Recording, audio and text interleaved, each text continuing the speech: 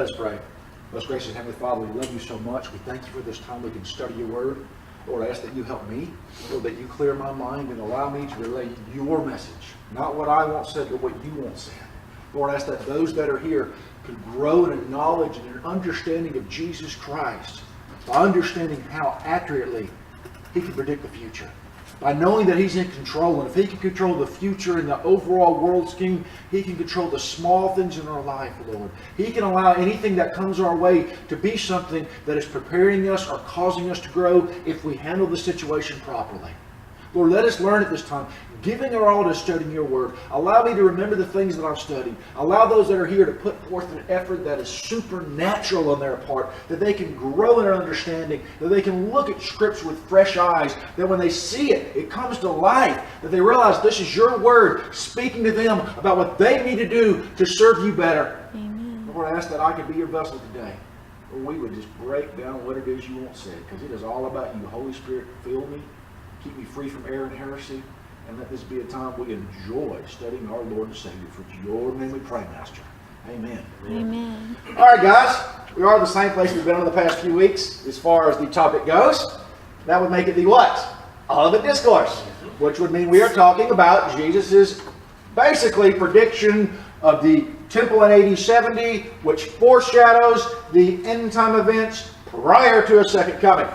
Now, various aspects of this have been gone over, and if you need to be reminded, I will try to get most of the sermons up. I've got one up from last week. I still got a lot I got to put up, learning how to use my new programs. We will get them up. But for those of you that have been paying attention and do remember certain aspects we looked over was we began by looking at signs that were not the end. They were called what? Birth pains. Very good. And just like most of you know, when you have a birth pain, does the baby come right then?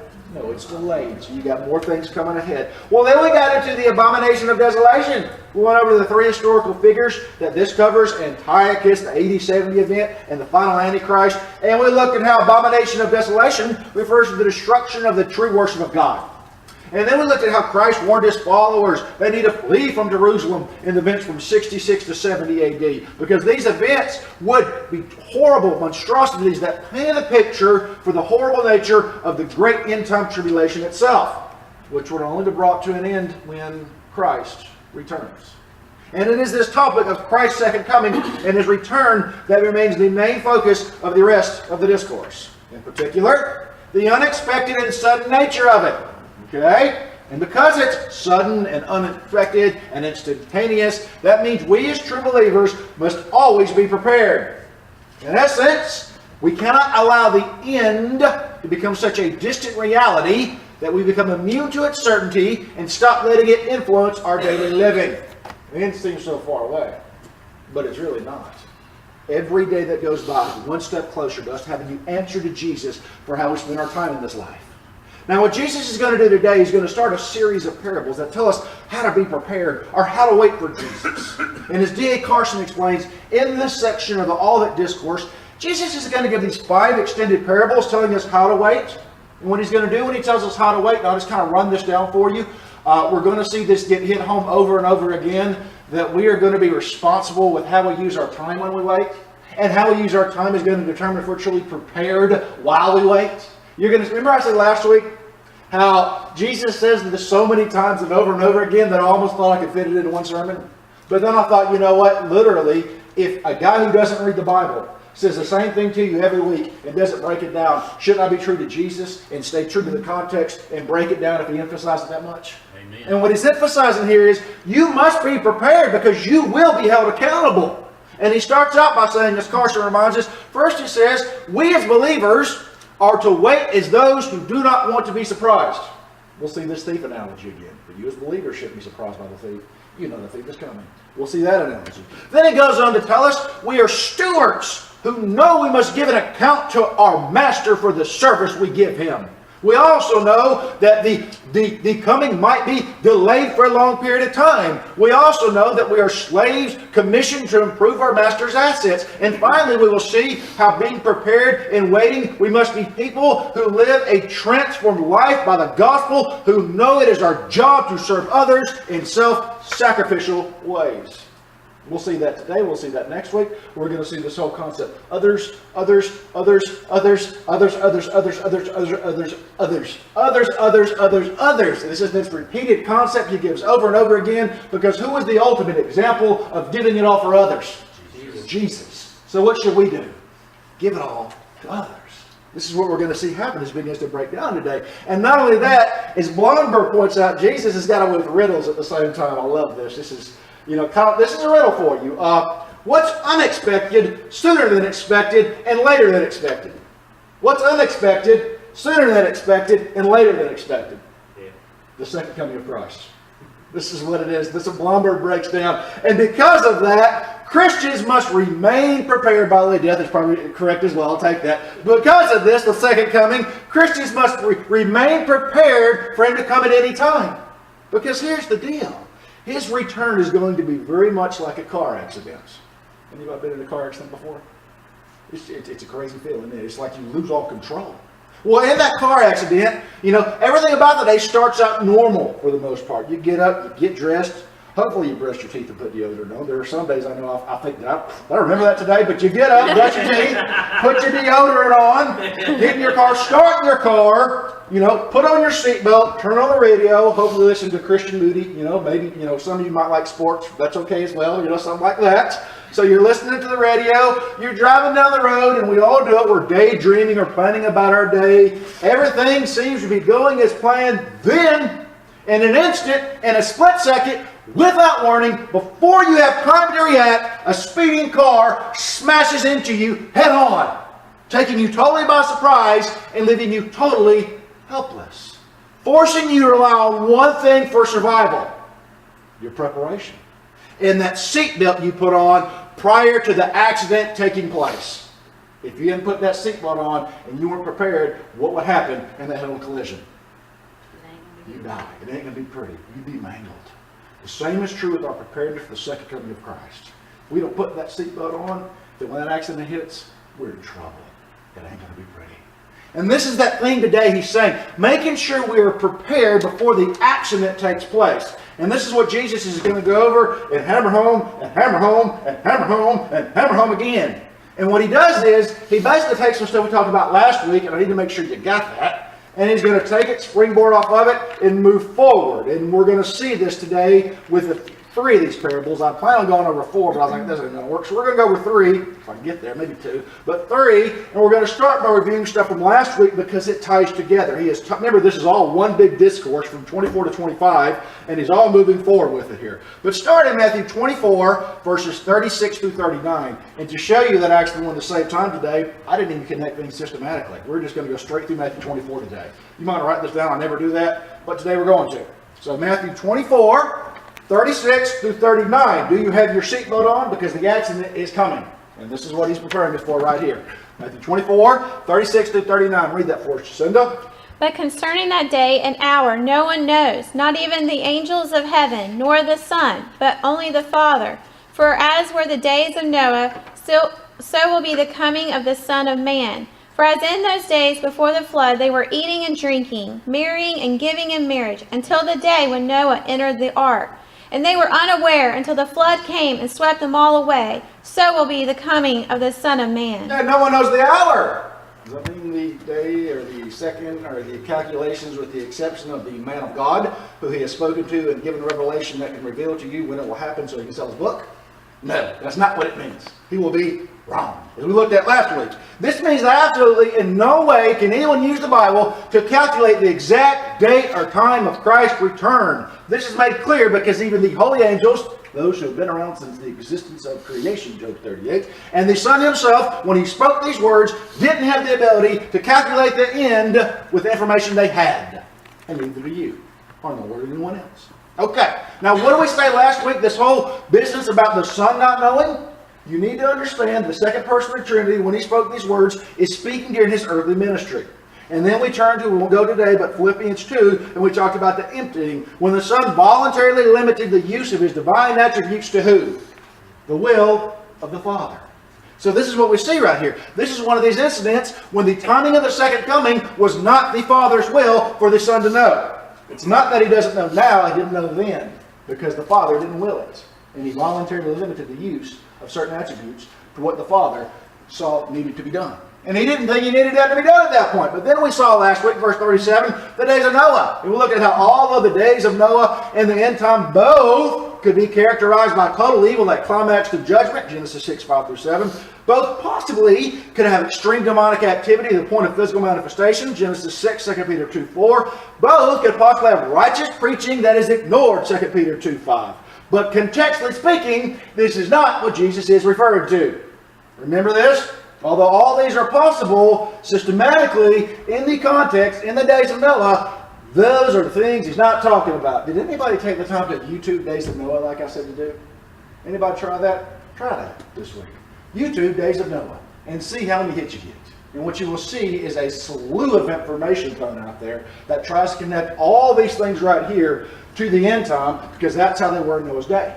And I'm not denying that systematically they can't be connected, but I am saying that the days of Noah, in Jesus' words right here, is not what he's talking about. Contextually, what he's doing is he's emphasizing how the day of his return, like when the flood came, there will be nothing unique about that particular day.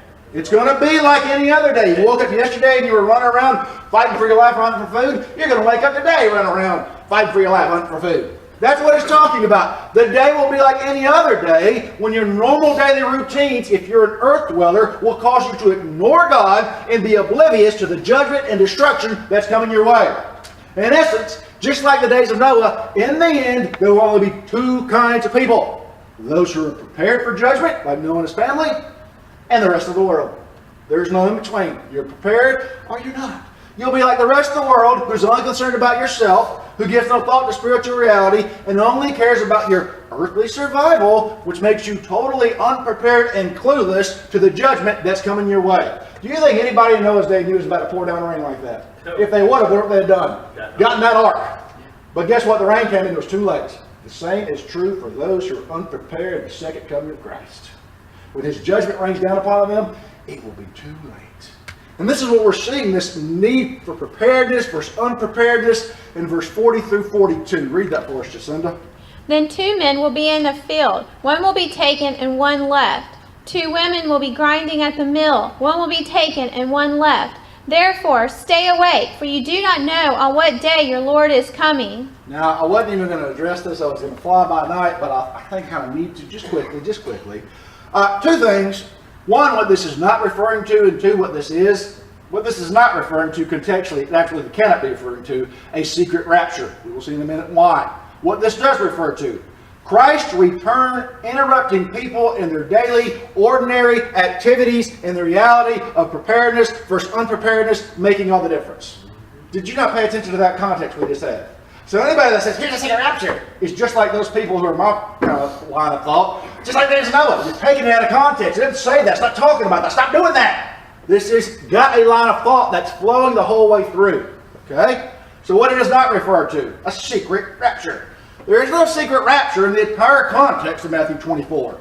Only the unmistakable, climatic, universal return to Christ. Anybody see anywhere in Scripture where Jesus comes back secretly? Or is it loud, noisy, get your attention, you're going to know? It's always that way. There is no secret rapture. That is a total misconception of what this is talking about. 1, because contextually it never has meant that, nor would it ever mean that. And 2, it's even very possible that taken here, it doesn't refer to the saved being taken to be with Christ in a rapture sense. It could, but even then it would still be post-trib. But more than likely refers to the unsaved being taken in judgment like the world of Noah's day was taken when the flood hit and took them away. Okay? Taken in judgment, as Blomberg explains, taken in verse 40 through 41, though a slightly different verb in the Greek, parallels the took in verse 39, which was about Noah in his day, and suggests that those taken away are taken for eternal judgment, not raptured, while those left behind remain with Christ. There is absolutely no evidence in this context, or for that matter anywhere else in Scripture, to support a supposed pre-trib dispensational suggestion. Okay? Now I will say this, I'm not as hard on it as that. I don't mind people who say it if they at least put some evidence together, but he is right. It's not there in this particular passage. And I've had so many people, when you talk about the secret rapture, this is where they go to. That's ripping it out of context. That's totally butchering the context. And if we're going to make the context say what we want it to say, then we better stop, just using the Bible altogether. Yep. Because God gave it for a reason, and it says what He wants it to say, not what we think it should mean. And anybody who says this is a secret rapture is doing that. That is problematic. Okay? That being said, what does it mean? Well, taken as a whole, it's talking about these examples of typical daily life in the first century. Some of you here, you work in a mill, work in a power plant, work in a bread company, shovel dirt, teach math, engineer chemicals, whatever you do over there. You do something. You're doing something every day. It's typical, okay? What you've got here is two people who are going about their normal business under the exact same working conditions.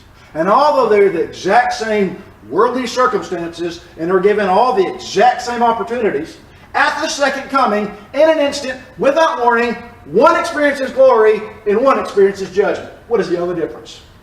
One is prepared with Jesus, one is not. The only difference. That's what this is getting at right here. And it emphasizes the fact that preparedness is an either-or proposition. Either you are prepared for Christ's return, or you're not prepared for Christ's return. And there is no in-between or other options. Either you're living all for Him or you're not. There is no in-between other options. That's what this is saying right here. The only thing that made the difference, these people are like family members, by the way. Same working conditions, same chances in the world. One's using a hand mill, one's out in the field. They're really close. Everything's the exact same. Everything's totally equal. The only thing that makes the difference at the second coming is one is defined by Christ and one is not.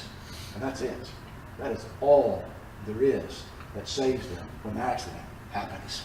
That is their seatbelt. Now we're seeing right here, because of this, verse 42. Read for us verse 42 and I'll break it back down. Read for us 42 again.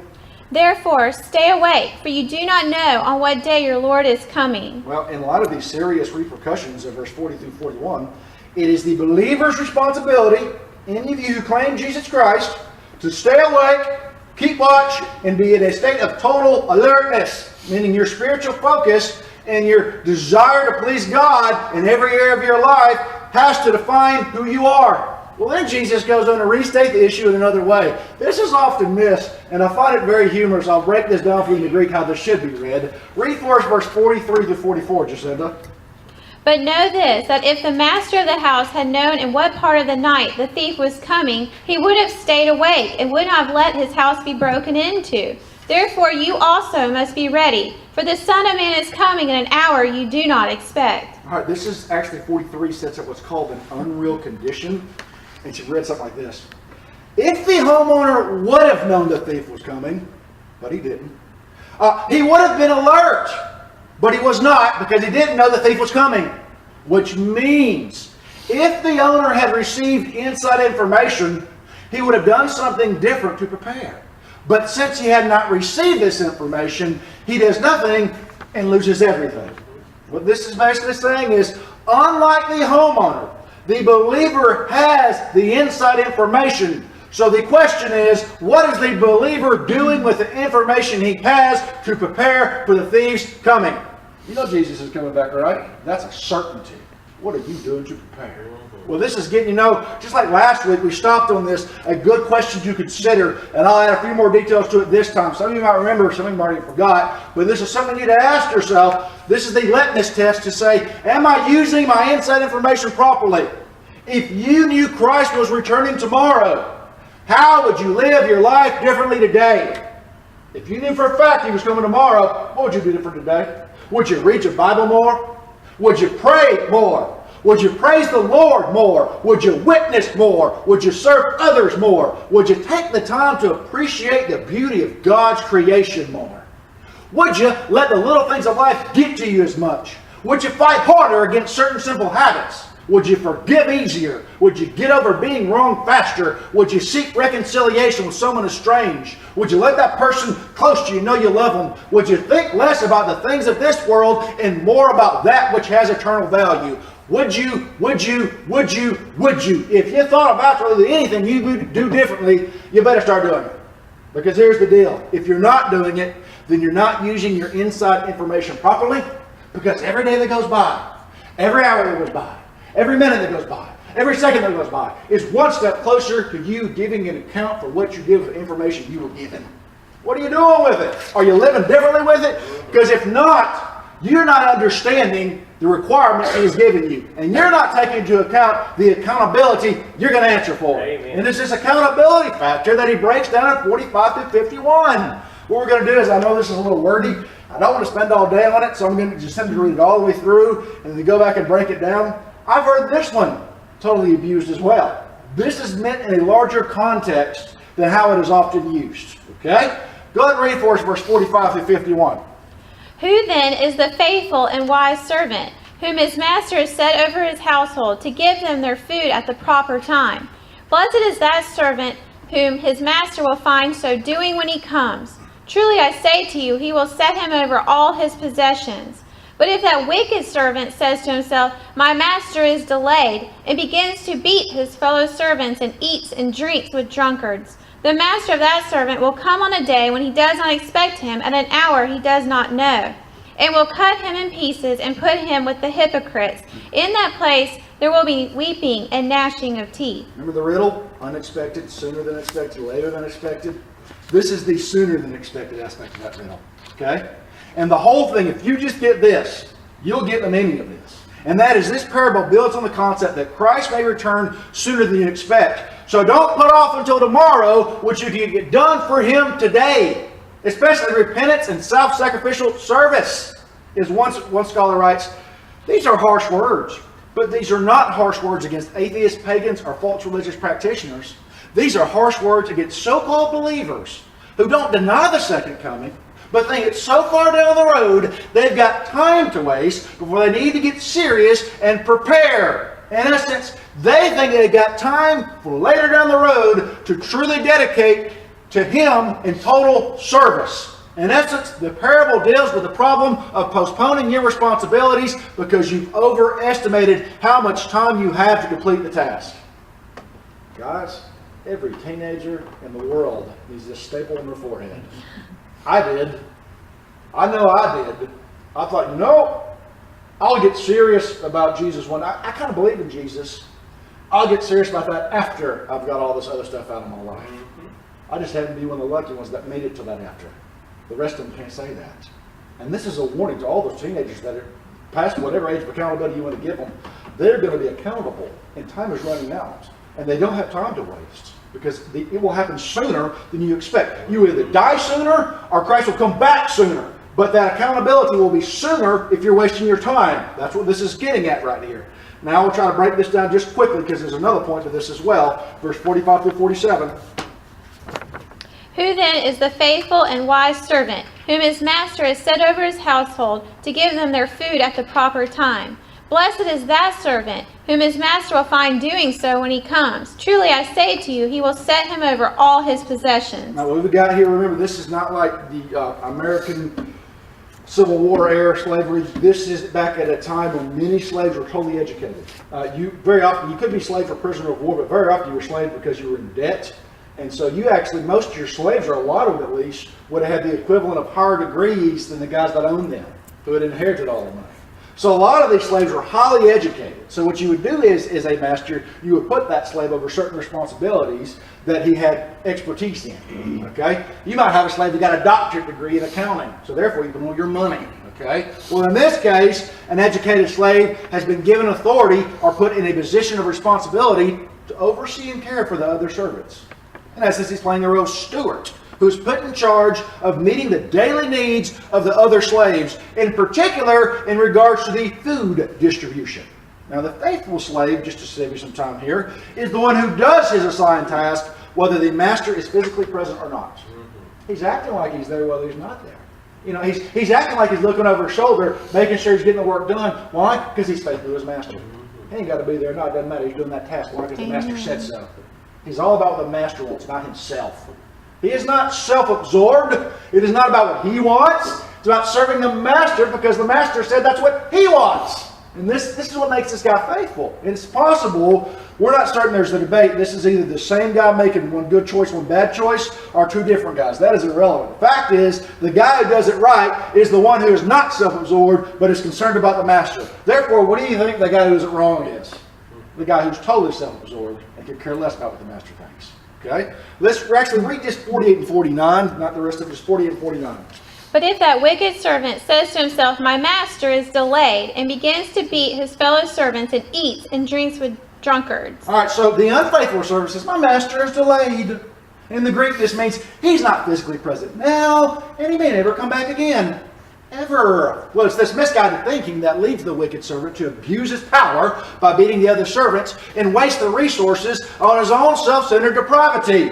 As Kenner explains, the wicked servant exploits the resources meant for others through his own gluttony and drunkenness. In essence, he spends his life on himself when he should have been spending it in service to others in the name of Christ. Taken as a whole, he was proven to be unprepared at the second coming because he lived a life totally self-absorbed. You want to be unprepared for Christ? Live for me, the all-great me. This is what he's saying. You live for the all-great me, and you know what? There will be consequences to face sooner than later. And this is what he's getting at. Now read verse 50 to 51. The master of that servant will come on a day when he does not expect him, and in an hour he does not know, and will cut him in pieces and put him with the hypocrites. In that place there will be weeping and gnashing of teeth. Now this is probably what this is saying is, and a lot of pastors do this. This is something I've talked about a lot. You can sit in that church pew all day long, but if you're not about Jesus Christ and you're about yourself, you're going to hell. This is a warning. I mean, I heard Rico Tice go on for about half an hour about this, and I think I've warned you enough about it, but this is what so many, they turn to this passage and say it. You can get involved in religion all you want, but unless you know Jesus Christ, you're going to hell. And that's what this is saying right here, because the whole point is this servant was never truly saved to begin with. He was really active. He said the right things. You know, he so-called said his prayers and read his Bible. He was always there every Sunday morning, probably every Sunday night and Wednesday night. You know, probably a good leader in the church, but you know what? He never had a relationship. He had religion. There's a difference. And because of that, he was all about himself. He did that whole activity because he had nothing better to do or because it gave him power, one or the other. And this is what this is getting at right here. So the response to that is he's dismembered, he loses his inheritance, and he's got terrible sorrow to define him. When the master returns, this slave is caught unaware, but he pays the penalty for his miscalculation. The wicked slave thought he had plenty of time to get things ready and set things right, but he was wrong. So he suffers eternal punishment. Being cut to pieces means he's completely severed or excluded from the blessing presence of the Lord. Being put with the hypocrites means he is placed with all the rest of those who claim to serve Jesus but only serve themselves. And when he's at that place of those weeping and gnashing of teeth, means he's experiencing indescribable pain in the realization that nothing again will ever be the same. That horrible, horrible physical, mental, emotional, and spiritual torment. He is just that very second. He realizes he will feel that way forever. That's why he's weeping. This is what it's talking about. Overall, this parable emphasizes that Christ will return unexpectedly, which means sooner than so soon. When he does return, the believer will be held accountable for how he lived his life or how he used his time in service. There will be severe judgment for those who live for themselves and refuse to serve others, which is a warning against self-centered existence, which reminds us to be associated with Christ is not the same as being obedient to Christ. You can do the so-called list of do's and don'ts all day long, but unless you've got that saving personal relationship through faith, you're not saved. This is what it's pointing out. This is what it's grabbing your attention on. This is what it's reminding you on. You know, I think he must say that in the New Testament at least 16,000 times. You don't hear it preached very much because it might scare people away. They can go on down the street where something makes them feel good about themselves and leads them right to hell. Jesus, what about that? He never sugarcoated. Always spoke the truth. And this is what he does in this next one right here. We kind of fly through this one. We'll be done for today on this one. We're going to fly over to Matthew 25. That guy was sooner. These are people, the master's coming back later than they expect. So guess what? They're called fools. And this term can mean they're dominated by the power of stupidity. I thought Dennis would find that funny. But it's actually going to mean a little something else. But they pretty much are dominated by the power of stupidity because they think, they're living their life inaccurately and claiming to know Jesus, but they really don't. But their whole problem is going to be he's going to come back later than they expected. Now we're going to see in this parable, just so you know ahead of time, the bridegroom is going to be Christ and the bridesmaids are going to be those in the church. Just keep all that in mind. We're going to start here, Matthew 25, 1 through 4. Read that for us, Jacynda. Then the kingdom of heaven will be like 10 virgins who took their lamps and went to meet the bridegroom. 5 of them were foolish, and 5 were wise. For when the foolish took their lamps, they took no oil with them, but the wise took flasks of oil with their lamps. Well, he starts out, the kingdom of heaven, which refers to the inauguration of the kingdom at the second coming, is like or compared to 10 virgins who took their lamps and went to meet a bridegroom. Okay? In ancient Near Eastern times, these are 10 young women involved in a wedding procession. In fact, the term virgin really doesn't refer to their virginity much more than the main characters being unmarried young women between the ages of 12 to 18, which means they're ready to be married themselves. If you are a young woman at this age, it's kind of you showing off to the other guys going, guess what, I'm ready for this next time. Next time that's going to be me, that kind of idea. They're also close friends of the bride, have an intimate relationship, either family members or neighbors, which makes them equivalent to the modern day idea of bridesmaids. Okay, these are your bridesmaids. So keep that in mind. We're going to call them bridesmaids the rest of the story because it's important to know that. They have an intimate, crucial task in the wedding. It's important you know that because 5 are going to do the task right, 5 are not. Good round number. It's not even saying half and half as far as going to be accomplishing it. It's letting you know there's going to be some that do it right, some that don't. Let's see who falls in what category. Taking their lamps to meet the bridegroom. This refers to the torch-lit procession. This is one of the most important parts of the whole wedding ceremony. When on the first night, the groom went to the bride's home and escorted her back to the wedding banquet, usually at his house. Okay? Keep it in mind, it's at night. So if it's at night and you're going on a little parade, what do you need at night going on a little parade? Lights. They don't have electricity back then. You need lights, okay? So what happened is during this procession, several young women, bridesmaids, would light the way back to the wedding banquet with lamps or torches, which were simply oil-soaked rags wrapped around sticks caught on fire. That's all they really were. Not too fancy. This is what they were, okay? Now, what's important to know about this is this torch-lit procession was one of the most important parts of the entire wedding ceremony. In modern day terms, it would be like the arrival of the bride or here comes the bride.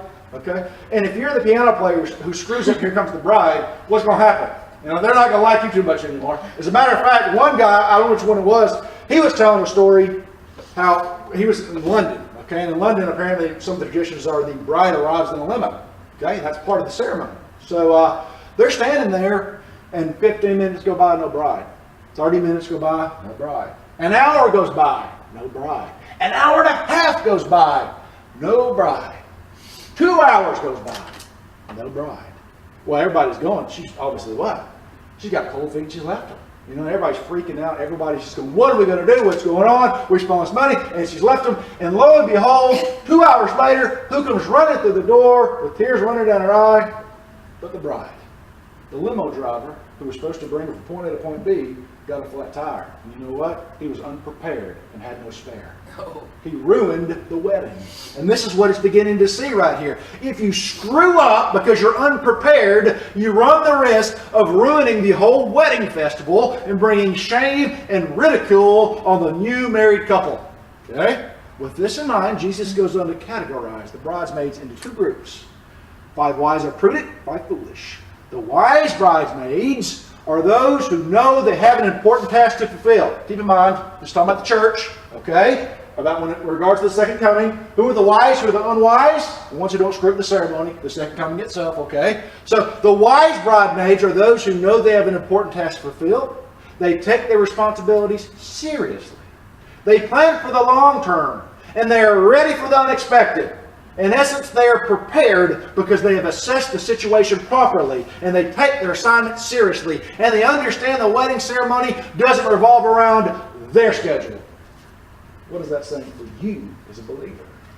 Are you prepared? Are you living for the long term? You understand the second coming doesn't revolve around your schedule. Christ doesn't have to ask you where He's sending you. Christ doesn't have to ask you if it fits into your little booklet. Christ can tell you what He wants you to do, when He wants you to do it, because you know what? He's your Lord. And that's what this is saying right here. Are you prepared because you've assessed the situation properly? Or are you like these foolish bridesmaids who are technically contrasted from the other group, meaning whatever qualifications the wise have, the foolish lack? In essence, this group is seen as short-term thinkers who only live for the moment and who don't take their responsibility seriously. Are you a long-term thinker or a short-term thinker? Are you planning for the return of Christ or not? This is what it's getting at right here. The young women, for the most part, are described in similar terms. The only thing that separates them is their level of preparedness. One is ready for a delay, where the other is not. But you know what? The one being ready for this delay, this very small difference, in the end will make all the difference in the world. They are prepared for the long run. Are you prepared for the long run? I mean, is Sunday morning something you get done to show up and you go daydream and you're going, well, boy, sure it's taking a long time today. I wish you heard I got something to do. That ain't preparing for the long run. That's letting you know you're in the category of foolish bridemaid. This is what it's getting at. Verse 5 through 9. Read that for us, Jacynda. As the bridegroom was delayed, they all became drowsy and slept. But at midnight there was a cry, "Here comes the bridegroom! Come out to meet him!" Then all those virgins rose and trimmed their lamps. And the foolish said to the wise, "Give us some of your oil, for our lamps are going out." But the wise answered, saying, "Since there will not be enough for us and for you, go rather to the dealers and buy for yourselves." Right, now the scene here, such a delay is not unheard of, particularly when the bridegroom goes to the bride's house. Financial negotiations would often cause a delay. But Jesus is not worried about the reason for delay. It's not even part of the parable. Just that the delay took place. And as this delay takes place, seconds turn into minutes, the minutes turn into hours, and the bridesmaids get sleepy, lay on the ground, and drift off to sleep. And as they sleep, their torches continue to burn, until inevitably they are totally burned out. Then in the middle of the night, midnight being a roughly vague term, as they slept, a loud cry rings out and wakens the lady, kind of like parallel to the trumpet blast of the second coming. A loud cry awakens everybody, which leads to a scene of utter chaos, when all the bridesmaids jump off the ground, scurry about, and get their torches ready. But at this moment, 5 foolish bridesmaids realize they don't have what they need to relight their torches. And they know their lack of preparation has left them in serious trouble. So they turn to the 5 wise bridesmaids and they beg them to borrow some needed supplies. Please let us have some of yours, please, only to be rejected by the wise, who tell them to go get your own oil. A lot of difference when I wrote that one. Go get your own oil. You should have been prepared, because that's what they say right here. Go get your own oil. We don't want to run out of oil. We are prepared. We don't want to ruin the wedding ceremony because of your lack of preparation. Now keep in mind, this is not a parable about sharing. Every parable can't be pushed all the way. Okay? God is not an evil judge.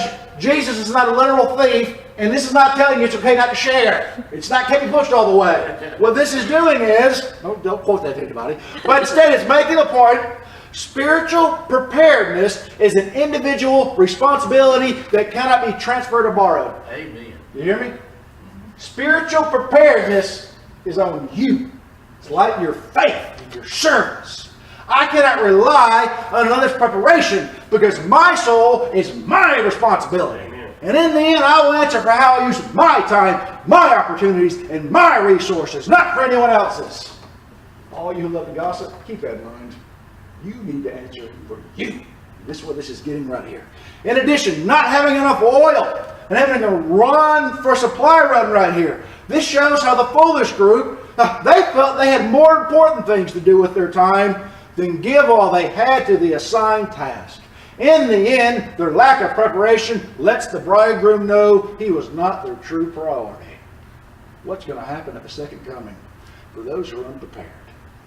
They are going to let Christ know he was not their true priority. They can say it all day long with their lips, but unless they're doing it with their life, it's irrelevant. But finally, right here, verse 10 through 13. And while they were going to buy, the bridegroom came, and those who were ready went in with him to the marriage feast, and the door was shut. Afterward, the other virgins came also, saying, "Lord, Lord, open to us." But he answered, "Truly, I say to you, I do not know you. Watch, therefore, for you know neither the day nor the hour." Okay, you got 2 groups. You got the wise. They get to go into the wedding feast. They're rewarded for their preparation. You got the foolish. Door shut in their face. That means that is depicting the tragic finality of the event when exclusion becomes an eternal reality. What this is saying, they're standing out in the darkness and they're calling, "Jesus, Jesus, Jesus." I don't know you. And he's saying your shocking behavior has proven that I've never had any real relationship with you. I mean, I thought I knew you, but not if you did this. You let it be known that what I thought was wrong because you didn't let me see the real you. Now I see the real you, and I don't like the real you. The real you I've never known, and the real you cannot come into my kingdom. That's what he's saying right here. He's letting it be known. I'm going to wrap it up with this, but he's letting it be known. The time is coming when the real you will be exposed. And when the real you is exposed, entrance, preparation, and dedicated service will no longer be an option. When that time comes, there can be no recovery, no second chances, only eternal consequences. So the question has to be asked, are you showing Christ the real you? Because he knows it. And you're not showing him with your lips. You're showing him with your life. Here's how it is. If he is not your priority now, he can't be when he returns again. So make sure you're prepared now. Because when he comes again, that's no longer an option. Let us pray. Dear Heavenly Father, thank you for the wisdom of your word. Thank you for letting us understand what it is you're doing, how you're bringing this world to an end, how you expect us as your servants to be prepared with our life and dedication to you, how our thoughts need to be continuously on you, how service to others has to define us, how everything we do must be pleasing to Jesus Christ and never bring shame in your name. Jesus, we love you. We thank you who you are. Lord, we just ask that we can grow in a greater understanding of what it is, Lord, what it is to truly be called good and faithful servants. Master, thank you for your sacrifice. With your name we pray, Lord. Amen. Amen. Remember.